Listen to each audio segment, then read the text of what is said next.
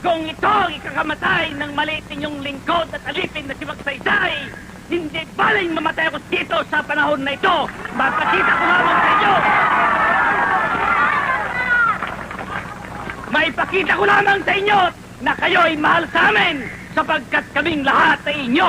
Kami ay nagsusweldo dito dahil sa kami ay alipin ninyo. Hindi upang magpasarap at magpayaman sa gobyernong ito.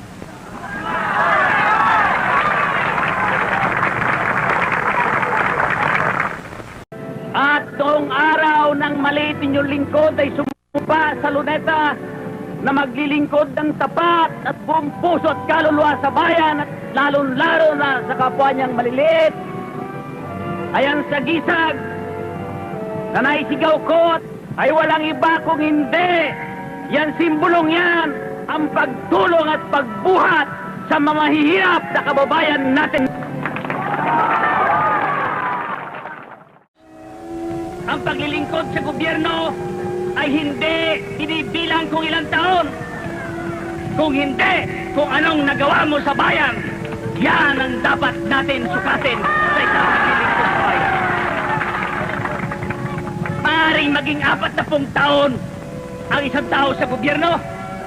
Maaaring ako 4 na taon lang, mahal kong kababayan.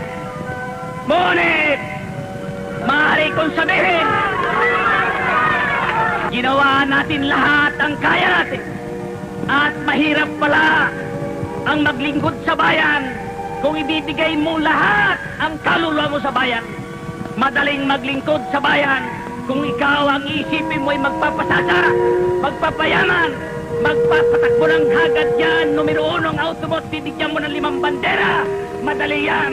Ngunit kung iniisip mo, araw at gabi, ay ang mga naghihirap na mga taong walang trabaho, mga taong nagugutom, at ang dapat mong gawin sa bayan, mamamatay ka sapagkat ganyan ang nangyayari sa akin, sapagkat ang pagmamahal ko sa bayan at pagmamahal ko sa inyo, gaya ng pagmamahal ko rin sa sarili kong pamilya at sarili kong mga anak.